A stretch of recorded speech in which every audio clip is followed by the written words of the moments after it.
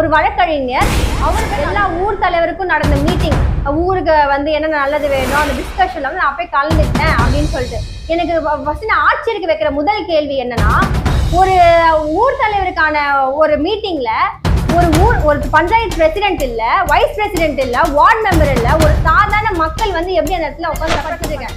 6 மாசமா ஒரு ஊர்ல வந்து ஒரு மக்கள் இல்லைன்னா அவங்க வந்து மைக்ரேஷன் சொல்லி கணக்கு காமிச்சு அவங்களுக்கு அந்த ஊருக்கு சம்பந்தமே இல்லையா, அவங்க எந்த ஒரு கேள்வியும் வந்து கேட்க கூடாதான். இது எப்படிப்பட்ட ஒரு முட்டாள்தனம்னு எனக்கு சுத்தமா வந்து புரியல. அவர் வந்து இத்தனைக்கும் வந்து ஒரு வழக்கறிஞர். அதிரடி செய்திகள் ரெட் நியூஸ் தமிழில். ரெட் நியூஸ் நேயர்கள் அனைவருக்கும் வணக்கம். என் பேர் தீபிகா. என்னோட சொந்த ஊரு விழுப்புரம் மாவட்டம் வல்லம் ஒன்றியம் அகலூர் கிராமம். நான் சென்னையில சமூக பணி கல்லூரியில சமூக பணி 2ஆம் ஆண்டு பயின்று வந்துட்டு இருக்கேன்.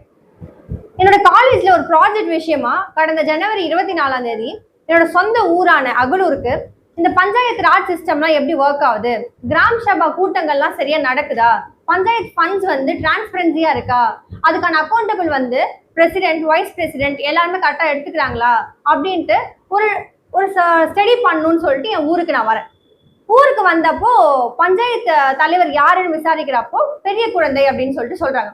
அவங்க கிட்ட நான் வந்து யாரு என்ன அவங்க ஃபோன் நம்பர் கலெக்ட் பண்ணி பேசணும்னு நினைச்சா பேசினது ஒரு ஆண். யாருன்னு பார்த்தா பஞ்சாயத்து தலைவரோட மகன். அவர்கிட்ட நான் பேசும்போது இது மாதிரி சார், நான் ஒரு வந்து சென்னையில காலேஜ் படிச்சுட்டு இருக்கேன், ஒரு ப்ராஜெக்ட் பண்ணும், நான் வந்து பஞ்சாயத்து தலைவரை ஒரு இன்டர்வியூ எடுக்கணும்னு பேசும்போது, அம்மா என் தலைவருக்கு எதுவும் தெரியாது, அதாவது என் அம்மா தான் தலைவர், அவங்களுக்கு எதுவும் தெரியாது, எதா இருந்தாலும் என்கிட்ட கேட்டுங்க, எப்படி ஃபண்ட்ஸ் பத்தி அலோகேஷன்ஸ் பத்தி எதா இருந்தாலும் என்கிட்ட கேட்டுங்க, நான் தான் இங்க எல்லாத்தையும் எடுத்து நடத்துறேன், உங்களுக்கு போட்டோ இல்ல ஏதாச்சும் வீடியோ எவிடன்ஸ்க்கு வேணும்னா அது மட்டும் வந்து தலைவர்கிட்ட எடுத்துக்குங்கன்னு சொல்லிட்டு சொல்றாங்க. சரி ஓகே அப்படின்னு சொல்லிட்டு 24ஆம் தேதி நான் போய் அவர்கிட்ட இன்டர்வியூ எடுக்கிறேன். இன்டர்வியூ எடுக்கும் போது கிராம் பஞ்சாயத்து டெவலப்மெண்ட் பிளான் பத்தி கேட்கிறேன்.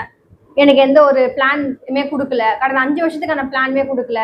சரி எத்தனை கிராம சபை மீட்டிங் வச்சிருக்கீங்கன்னு கேட்டா அதுவுமே எதுவுமே நடத்தல. அதுக்கப்புறமா அவர் நான் கேட்கிற ஒரு பதிலுக்குமே அவர் கொடுத்த பதில்கள் வந்து எனக்கு வந்து முரணாதான் இருந்துச்சு தவிர ஒரு உண்மை நிறைந்த ஒரு தகவல்களா எனக்கு வந்து படலை. சரி ஓகே, இதை பத்தி நான் வந்து நேரடியாக மக்கள்கிட்டே கேட்கணும்னு சொல்லிட்டு இன்னும் 2 நாள்ல கிராம சபா வந்து கண்டிப்பா நடத்தி ஆகணும். ஏன்னா நான் இன்டர்வியூ எடுத்தது வந்து 24ஆம் தேதி, 26ஆம் தேதி சுதந்திர தினத்தை முன்னிட்டு கிராம சபா கூட்டம் வந்து நடத்துறோம். சரிங்க சார், கிராம சபா மீட்டிங் வந்து நீங்க 26ஆம் தேதி நடத்துறது தானே போறீங்க, நான் கண்டிப்பா வந்து அதில் கலந்துக்கணும்னு நினைக்கிறேன் அப்படின்னு சொல்லும் போது அவரும் ரொம்ப மகிழ்ச்சியோட என்னை வரவேற்றாரு. எனக்கான இன்விடேஷனையும் அமிச்சார். 24ஆம் தேதி காலையில 11 மணிக்கு நடக்க போதுமா, நீ வந்துருன்னு சொல்லிட்டு நானும் 26ஆம் தேதி கிராம சபால கலந்துக்கணும்னு சொல்லிட்டு நல்லா மக்களுக்கு விழிப்புணர்வு கொடுக்கணும், அவங்களுக்கு விழிப்புணர்வு முதல்ல இருக்கான்னு தெரிஞ்சுக்கணும்னு சொல்லிட்டு ரொம்ப ஆர்வத்தோட நான் வந்தேன். 10:30 மணிக்கு நான் வந்துட்டேன், ஊருக்கு வந்துட்டேன். 11 மணிக்குன்னு சொல்றதால நான் கிளம்பி ரெடி ஆயிட்டு இருக்கேன். ரெடி ஆயிட்டு இருக்கும் போது எனக்கு கால் வருது, இன்னும் 5 நிமிஷத்துல கிராம சபா கூட்டமே முடிய போகுது, நீங்க 5 நிமிஷத்துல வரதா வாங்க, இல்லைன்னா வந்து கிராம சபா மீட்டிங் முடிஞ்சிரும்னு சொல்லிட்டு. என்னடா இது 11 மணிக்குன்னு சொன்னாங்க, 10:30 மணிக்கெல்லாம் வந்து கிராம சபா மீட்டிங் முடிஞ்சிச்சுன்னு சொல்றாங்களேன்னு சொல்லிட்டு நானும் அடிச்சு பிடிச்சி போனா கிராம சபா மீட்டிங் 3 பேரை வச்சு முடிச்சாச்சு. சரி ஓகே அப்படின்னு சொல்லிட்டு எனக்கு அப்பத்துல இருந்தா என்னோட ஆர்வம் வந்து இன்னும் அதிகமாச்சு. சரி இதை பத்தி நான் இன்னும் தெரிஞ்சுக்கணும் அப்படின்னு சொல்லிட்டு நான் என்ன பண்ணேன், இன்னும் நல்லா இதை பத்தி ரிசர்ச் பண்ண ஆரம்பிச்சேன். லோக்கல் செல்ஃப் கவர்மெண்ட்னா என்ன, பஞ்சாயத்து ராஜ் சிஸ்டம்னா என்ன, கிராம சபானா என்ன, ஒரு கிராம சபால எத்தனை பேர் கலந்துக்கணும் அப்படின்னு சொல்லிட்டு நல்லா டீட்டெயிலா ரிசர்ச் பண்ண ஆரம்பிச்சு ஆகஸ்ட் 15 அடுத்த கிராம சபாக்காக நான் ரொம்ப ஆவலா வெயிட் பண்ணிட்டு இருந்தேன். அதுக்கு முன்னாடி நான் வந்து மினிஸ்ட்ரி ஆஃப் பஞ்சாயத்து ராஜ் கிராம் ஸ்வராஜ்ல இருந்து என்னோட ஊருக்கான எல்லா தகவல்களும், ஃபண்ட் அலோகேஷன் எப்போ ஆயிருக்கு, யார் வந்து பிரசிடென்ட், யார் வைஸ் பிரசிடென்ட், வார்டு மெம்பர் யாரு, பஞ்சாயத்து நிலங்கள் வந்து எவ்வளவு இருக்கு அப்படின்ற எல்லா டீட்டெயிலும் நான் வந்து எடுத்துக்கிட்டு கிராம சபாக்கு ஆகஸ்ட் 15ஆம் தேதி நான் வந்து போறப்போ கொடியேற்றி முடிக்கிறாங்க. எல்லாமே கொடியேற்ற விழா சிறப்பாக நடந்து முடிஞ்சிச்சு. கிராம சபா மீட்டிங்க்கு பேனர்லாம் கட்டி எல்லாரும் உட்காடுறாங்க. அந்த கிராமத்தோட மொத்த மக்கள் தொகை வந்து 950. ஆர்டிகல் 243B பிரகாரம் ஒரு கிராம சபால அந்த மக்கள் தொகையில 10% அல்லது குறைஞ்சது 50 பேராச்சு இருந்தாதான் ஒரு கிராம சபா கூட்டமே செல்லும். ஆனா அன்னைக்கு கலந்துக்கிட்டவங்க மொத்த எண்ணிக்கை வந்து 38 தான். முதல்ல அந்த கிராம சபா கூட்டமே அன்னைக்கு அங்க செல்லாது. அதுவே ஒரு முக்கியமான ஒரு விஷயமா நாங்க பாக்குறோம். இருந்தாலும் பரவாயில்லன்னு சொல்லிட்டு இருந்தவங்களை உட்கார வச்சு நாங்க வந்து பேச ஆரம்பிக்கும் போது நான் எல்லாரும் வந்து உட்காந்துட்டாங்க, மக்கள் எல்லாம் உட்காந்துட்டாங்க, தலைவர், வார்டு மெம்பரு, துணைத் தலைவர் எல்லாம் உட்காந்துட்டாங்க. சரி துணைத் தலைவரோ இல்ல தலைவரோ பேசுவாங்கன்னு ஆவலா வெயிட் பண்ணிட்டு இருந்தா சக்திவேல்ன்றவர் வந்து எஞ்சி நின்று கணக்குகளை பத்தி பேசிட்டு இருக்காரு. அதாவது என்னென்ன ஜிடிபி பிளான் நாங்க போட்டோம், நான் வந்து அரசாங்கத்துக்கு என்னெல்லாம் மனு கொடுத்தேன், அதுக்கப்புறம் எதுக்கெல்லாம் ஃபண்ட் அலோகேட் ஆயிருக்கு, வரி யாரு கட்டணும் கட்டக்கூடாதுன்ற எல்லா அரசாங்கம் சம்பந்தப்பட்ட தகவல்களை பத்தி ஒரு பொதுமக்கள், என்னை போன்ற ஒரு பொதுமக்கள் வந்து அங்க பேசிட்டு இருக்காரு. அங்க கிளர்க்கு அவருமே இருக்காரு. அவரு அந்த ஃபண்டிங் பத்தி பேசல, பிளான்ஸை பத்தி பேசல, அலோகேஷன் பத்தி பேசல, பிரசிடென்ட் பேசல, வைஸ் பிரசிடென்ட் பேசல, வார்டு மெம்பர் பேசல. சரி, ஓகே, பேசிட்டு இருந்தாங்க. அப்போ நான் வந்து கேள்வி கேட்க ஆரம்பிச்சேன். என்ன சார் ஃபண்டு வந்திருக்கு, எவ்வளோ ஃபண்டு வந்திருக்கு, என்னென்னதுக்கு போட்டிருக்கீங்கன்னு கேள்வி கேட்கும் போது அவர் வந்து ஒரு தகவல் வந்து எனக்கு சொன்னார். இந்த மாதிரி நம்ம ஊர் அகலூர் கிராமத்துல நான் சொன்ன மாதிரி மொத்த மக்கள் தொகை வந்து 950. அதுல எஸ்சி அவங்களோட எண்ணிக்கை வந்து அரசாங்க பதிவேட்டுல வெறும் ஒரே ஒரு எஸ்சி மட்டும் தான் அந்த ஊர்ல இருக்கிறதா அவர் வந்து சொன்னார். ஆனா மினிஸ்ட்ரி ஆஃப் பஞ்சாயத்து ராஜ்ல நான் போய் செக் பண்ணும் போது எஸ்சியோட எண்ணிக்கை 478 போட்டிருந்துச்சு. இப்போ மினிஸ்ட்ரி ஆஃப் பஞ்சாயத்து ராஜ்ல போட்டிருந்த தகவல் பொய்யா அப்படின்றது வந்து எனக்கு தெரியல. அதுக்கப்புறம் இவர் என்ன சொல்றாருன்னா, நான் இதுக்காக பல ஆண்டுகளா கலெக்டருக்கு, செக்ரட்டரியேட்டுக்கு, பிளாக் டெவலப்மெண்ட் ஆஃபீஸ் எல்லாருக்கும் மனு கொடுத்து ஓடிச்சிட்டேன், இந்த ஒரு கவுண்டை வந்து 478 மாத்துறதுக்குன்னு சொல்றாரு. இது எது உண்மைன்னு தெரியல. அங்கதான் இது வந்து ஆரம்பிச்சிச்சு. கேள்வி கேட்கும் போது பஞ்சாயத்து பிரசிடென்ட் பதில் சொல்லல, வைஸ் பிரசிடென்ட் பதில் சொல்லல, வார்டு மெம்பர்ஸ் பதில் சொல்லல. எது கேட்டாலும் அந்த சக்திவேல் என்றவர் பதில் சொல்லிட்டு இருந்தார். நான் ஒரே கேள்வி கேட்டேன், சார் நீங்க யாரு, நீங்க பிரசிடென்ட்டா, வைஸ் பிரசிடென்ட்டா, இல்ல வார்டு மெம்பரா அப்படின்னு சொல்லிட்டு நான் கேட்டேன். கேட்கும் போது அதெல்லாம் நீ கேட்காதம்மா, நான் தான் பதில் சொல்லுவேன் அப்படின்னாரு. நீங்க யாரு சார் அப்படின்னு திருப்பி அவர் என்ன கேட்கிறாரு, நீ யாரு அப்படின்ட்டு. நான் பொதுமக்கள் சார். அப்ப நானும் பொதுமக்கள் தான். அப்ப பொதுமக்கள்லாம் நீங்க ஏன் பக்கத்துல வந்து நில்லுங்க, ஏன் கூட வந்து கேளுங்கன்னு சொன்னா அதெல்லாம் நீ சொல்லாத, நான் தான் கேட்பேன் அப்படின்னு சொல்றாரு. சார் நீங்க சைலண்டா இருங்க, நான் எதாவது பஞ்சாயத்து பிரசிடென்ட் கிட்ட கேட்டுப்பேனா அவங்க எல்லாம் பதில் சொல்ல மாட்டாங்க அப்படின்றாரு. சரி, ஓகே, இவர்கிட்ட நான் கேட்க ஆரம்பிச்சேன். சார் நான் டிஎன் செல்ல வந்து இந்த மாதிரி ஒரு மனு கொடுத்தேன், அந்த மனுக்கு வந்து பிடிஓ ஆஃபீஸ்ல இருந்து வந்து செக் பண்றதுக்குலாம் வந்து கேட்டிருக்காங்க. நீங்க வந்து ஏன் சார் அதை பத்தி என்கிட்ட எதுவுமே சொல்ல, ஏன் இதை பத்திலாம் என்கிட்ட எதுவுமே மக்களுக்கும் யாரும் தெரிய வைக்கல அப்படின்னு கேட்டா, நீ அதெல்லாம் என்னால சொல்ல முடியாது, நீ எதுவும் இருந்தாலும் போய் கலெக்டர் ஆஃபீஸ்ல கேட்டுக்கோ அப்படின்னு சொல்லிட்டு சொல்றாரு. அதுக்கப்புறமா முக்கியமான தகவல் என்னன்னா, இந்த சக்திவேல், அதாவது நான் எல்லாத்துக்கும் பதில் சொன்ன அந்த சக்திவேல் வந்து ஒரு சாதாரண என்ன போல ஒரு குடிமகன் தான். ஆனா அரசாங்க கல்வெட்டுல இருந்து பலகையில இருந்து, அறிவிப்பு பலகையில இருந்து எல்லா இடத்துலயுமே அவர் பேர் இருக்கு. தலைவர், அவங்க அம்மா தான் வந்து தலைவர், பெரிய குழந்தை அப்படின்றவங்க தான் தலைவர். ஆனா அவர் என்ன பண்றாரு, எல்லா இடத்துலயுமே வந்து அவரோட பேரை வந்து இங்க போட்டுக்கிறாரு. பஞ்சாயத்து அலுவலகத்தா இருக்கட்டும், இல்ல வந்து இந்த மாதிரி அரசாங்க அறிவிப்பு பலகைகளா இருக்கட்டும், எல்லா இடத்துலயும் அவரோட பேரை வந்து போட்டுக்கிறாரு. எனக்கு முதல்ல இதுவே புரியல, இது எந்த லாஜிக்ல வந்து அவங்க போடுறாங்க அப்படின்றது சுத்தமா எனக்கு வந்து விளங்கல. இதை பத்தி நான் கேள்வி எழுப்புறேன். சார் நீங்க யாரு, நீங்க பிரசிடென்ட் இல்ல, வைஸ் பிரசிடென்ட் இல்ல, வார்டு மெம்பர் கூட கிடையாது, உங்களோட பேர் எப்படி வந்து இந்த மாதிரி பலகையில இருக்கு, அப்ப யார் வேணா அவங்களோட பேரை போய் போட்டுக்கலாமா அப்படின்னு நான் போய் கேட்கும் போது, நீ போய் பெயிண்டர் கேளுன்றாரு. எனக்கு சத்தியமா வந்து புரியல இது எப்படிப்பட்ட ஒரு விடைன்னு சொல்லிட்டு, சரி ஓகே, என்னது பெயிண்டரை கேட்டுக்கணும், ஆமா நீ போய் பெயிண்டரை கேளு அப்படின்னு ஆரம்பிச்ச உடனே, நீ தனிப்பட்ட விரோதத்தை வந்து என்கிட்ட கொண்டு வர, ஊரை ரெண்டாக்கணும்னு நினைக்கிற, இத்தனை வருஷமா 5 ஆண்டா வந்து நான் நடத்துறேன், எப்படி அவர் நடத்துறாரா, முதல்ல அவர் யார் நடத்துறது, கிராம சபா கூட்டத்தை நான் நடத்துறேன், இந்த 5 வருஷத்துல ஒரு பிரச்சனை கூட வந்தது கிடையாது, நீ இன்னைக்கு நீ வந்த உடனே என்ன ஆகுது, ஊரே வந்து ரெண்டாக்க பாக்குற, பொய்யான தகவல்களை வந்து கொடுக்குற அப்படின்னு சொல்லிட்டு சொன்னார். சரி ஓகே அப்படின்னு சொல்லிட்டு ஊர் மக்கள் யாருமே அங்க எனக்கு வந்து சப்போர்ட் பண்ணவும் வரல. நான் தனியாலதான் அங்க நின்று எல்லாரும் பேசிட்டு இருந்தேன். ஊர் மக்கள் எல்லாரும் வந்து யாருக்கும் தெரியல, விழிப்புணர்வும் இல்லை, அவங்களே நம்ம வந்து தப்பு சொல்ல முடியாது. அவங்கள பொறுத்த வரைக்கும் என்ன நினைக்கிறாங்கன்னா, கிராம சபை கூட்டத்துல வந்து சும்மா எல்லாம் வந்து உட்காரணும், டீ கொடுப்பாங்க, பிஸ்கெட் கொடுப்பாங்க, சாப்பிட்டு போயிடணும். அவங்கள பொறுத்த வரைக்கும் கிராம சபா கூட்டம்னா இதுதான். அதனால மக்களே நம்ம இங்க இந்த இடத்துல வர வந்து சொல்ல முடியாது. அதுக்கப்புறம் மேற்கொண்டு நான் இன்னும் கொஞ்சம் 2 கேள்வியை வந்து கேட்கிறேன். சார் அந்த ஊர்ல காலையில இருந்து சுடுகாட்டு பாதை வந்து அமைக்கிறாங்க, ஓரடுக்கு ஜல்லி பாதை, அதுக்கு மொத்த செலவு எவ்வளவுன்னு கொடுத்துருக்காங்கன்னா 9 லட்சம் ரூபான்னு கொடுத்துருக்காங்க. அது எதுக்கு கீழே வருது, எம்ஜி நரேகா கீழே வருது. எம்ஜி நரேகா கீழே அந்த சாலை போடுறதுக்கு 403 பேர் வேலை செஞ்சதாகவும், ஒரு ஆளு கூலி 319 ரூபாய் கொடுத்ததாகவும் சொல்றாங்க.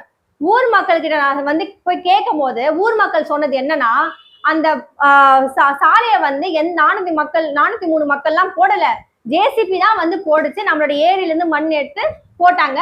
மற்றபடி வந்து 403 பேர் அங்க ஒர்க் பண்ணலன்னு சொல்லிட்டு மக்களே சொல்றாங்க. இதுக்கான முழு ஆதாரமும் என்கிட்ட இருந்து இருக்கு. இப்பவே மக்கள் கிட்ட கேட்டாலும் அதான் சொல்லுவாங்க. அது மட்டும் இல்லாம சரி ஓகேன்னு சொல்லிட்டு இது அப்படியே நான் இதெல்லாம் பத்தி கேட்கும்போது நீ என்னத்து கேட்கற அப்படி இப்படின்னு காய்ச்சி மூச்சுன்னு கத்தி நீ வந்து 6 மாசமா இந்த ஊர்லயே கிடையாது. எப்படி நான் படிப்புக்காக என் சொந்த ஊரை விட்டு சென்னையில போய் படிச்சுட்டு இருக்கேன். 6 மாசமா ஒரு ஊர்ல வந்து ஒரு மக்கள் இல்லைன்னா அவங்க வந்து மைக்ரேஷன் சொல்லி கணக்கு காமிச்சு அவங்களுக்கும் இந்த ஊருக்கும் சம்பந்தமே இல்லையா, அவங்க எந்த ஒரு கேள்வியும் வந்து கேட்க கூடாதான். இது எப்படிப்பட்ட ஒரு முட்டாள்தனம்னு எனக்கு சுத்தமா வந்து புரியல. அவர் வந்து இத்தனைக்கும் வந்து ஒரு வழக்கறிஞர், சட்டங்களை பத்தி நல்லா தெரிஞ்சவர்.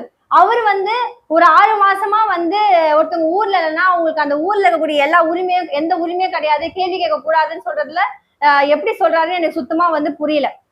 இது அப்படியே பேசி அந்த கூட்டத்தை எந்த ஒரு நல்லபடியா வெற்றிகரமா ஆக்கு விடாம பண்ணி கலைச்சி முடிச்சுட்டாங்க. சரி ஓகேன்னு சொல்லிட்டு நானும் வந்துட்டேன். மறுநாள் என்ன பண்றாங்க, மொத்த குடும்பம் அந்த ஊர் தலைவரான பெரிய குழந்தை, அவங்க பையன் சக்திவேல், அவங்க பொண்ணு, அவங்க இன்னொரு தம்பி, அவங்க தம்பி பொண்டாட்டி எல்லாருமே எங்க வீட்டு முன்னாடி வாசல் முன்னாடி வந்து காய்ச்சி மூச்சு உன் பொண்ணு நான் பெரிய இவளா, அவனா வந்து கேள்வி கேட்பாளா, நீங்க என்ன நாங்க நல்லது பண்ணாத விட நீங்க நல்லது பண்ணிட்டீங்களா, நீங்க என்ன பண்ண போறீங்க, இது என்ன அரசியல் ஆகணும்னு பாக்குறீங்களா, வருங்கால அரசியலுக்காக நீங்க வந்து இப்போ இதெல்லாம் பண்ணிட்டு இருக்கீங்களா அப்படின்னு சொல்லிட்டு காய்ச்சி மூச்சுன்னு கத்தி ஒரே கலாட்டா பண்ணி முடிச்சிட்டாங்க. கேள்விக்கு எப்படி, அதாவது நான் வந்து எனக்கு இருக்கக்கூடிய சந்தேகங்களை எழுப்புறேன். நான் இத்தனைக்கும் யாரையும் போய் இது கூட பண்ணல. அந்த எனக்கு இருக்கக்கூடிய சந்தேகங்களை கேட்கறதுக்கு இவ்வளவு நீங்க வந்து எப்படி கேட்பீங்க, கேட்க கூடாது அப்படின்ற மாதிரி அவ்வளவு ஒரு வன்முறையை வந்து கையாளுனாங்க. அது மட்டும் இல்லாம எனக்கு இன்னொரு சிரிப்பு ஒரு விஷயம் என்னன்னா, நேத்து அதாவது 18ஆம் தேதி நம்மளோட விழுப்புரம் கலெக்டர் ஆபீஸ்ல வந்து எல்லா ஊர் தலைவருக்கான மீட்டிங் வந்து நடக்குது. அந்த மீட்டிங்ல நம்மளோட சக்திவேல் ஐயா, யாரு ஒரு வழக்கறிஞர், அவரு போய் கலந்துக்கிறாரு. எனக்கு வந்து அது தைரியமா அவரே பதிவிடுறாரு, கலெக்டர் ஆபீஸ்ல எல்லா ஊர் தலைவருக்கும் நடந்த மீட்டிங், ஊருக்கு வந்து என்ன நல்லது வேணும் அந்த டிஸ்கஷன்ல வந்து நான் போய் கலந்துக்கிட்டேன் அப்படின்னு சொல்லிட்டு. எனக்கு ஃபர்ஸ்ட் நான் ஆச்சரியக்கு வைக்கிற முதல் கேள்வி என்னன்னா, ஒரு ஊர் தலைவருக்கான ஒரு மீட்டிங்ல ஒரு பஞ்சாயத்து பிரசிடென்ட் இல்ல, வைஸ் பிரசிடென்ட் இல்ல, வார்டு மெம்பர் இல்ல, ஒரு சாதாரண மக்கள் வந்து எப்படி அந்த இடத்துல உட்காந்து ரெப்ரசென்ட் பண்ண முடியும்? அங்க இருக்க ஒரு அபிஷியல் குடும்பம் அது கேள்வி கேட்கல. காரணம் 5 வருஷமா அவர் தான் ரெப்ரசென்ட் பண்ணிட்டு இருக்காரு. அப்ப யார் வேணா கலெக்டர் ஆபீஸ் உள்ள வந்து உட்காந்து நான் தான் பஞ்சாயத்து பிரசிடென்ட் சொல்லி உட்காந்துக்கலாமா? அப்ப நானும் நாளைக்கு வந்து நான் தான் இந்த ஊரோட பஞ்சாயத்து பிரசிடென்ட் வந்து உட்காந்து யாரும் எதுவும் கேள்வி கேட்க மாட்டீங்களா? எனக்கு வந்து இது சுத்தமா. அதுக்கப்புறமா சரி இது போய் உட்காந்துட்டு நான் வந்து ஏன் ஏரி வேலை வந்து நடக்கல, 3 மாசமா 6 மாசமா ஏன் நடக்கல, இது மாதிரி வந்து 403 பேர் வேலை செஞ்சுதான் கணக்கு அமைச்சிருக்கீங்க, ஆனா ஜேசிபி தானே போட்டுச்சுன்னு சொன்னதுக்கு அப்புறமா பதிவுலாம் போட்டதுக்கு அப்புறமா இவர் போய் கலெக்டர் ஆபீஸ்ல கேட்கிறாரு, இந்த மாதிரி என்னடா இது, நான் வந்து ஊருக்காக நான் போய் ஏரி வேலைக்காக கேட்டேன், அதுக்கப்புறமா வந்து சாலை அமைக்கிறதுக்காக கேட்டேன் அப்படின்னு சொல்லிட்டு அதை போட்டு ஊர் குரூப்ல வந்து போட்டு விடுறாரு. இது முடிச்சுட்டு நேற்று இரவு, அதாவது 18/8/2024 அன்னைக்கு நைட்டு ஒரு 9:30 மணி 10:30 மணி அளவுல வந்து என்ன நடக்குதுன்னா, ஊர் திருவிழா வந்து எங்க ஊர்ல நடக்குது. இவர் என்ன பண்றாரு, குடிச்சிட்டு வந்து என்னோட சித்தப்பா அவர் தான் வந்து எனக்கு வந்து சப்போர்ட் பண்ணி பேசினார். அவர் என்ன பண்ணாரு, அத்தனை பேர் முன்னாடியும் அந்த ஃபங்க்ஷன் நடக்கிற அந்த ஊர் திருவிழா நடக்கிற டைம்ல அடிச்சிருக்காரு. அடிச்சுட்டு என்ன உன் பொண்ணு முன்னாடி விட்டு நீ பின்னாடி வரியா, என்ன அரசியல் பண்ணணும்னு நினைக்கிறீங்களா, நீங்க பெரிய அரசியல்வாதி ஆகணும்னு நினைக்கிறீங்களான்னு சொல்லிட்டு அத்தனை பேர் முன்னாடி அடிச்சு வன்முறையை வந்து கையாண்டிருக்காரு.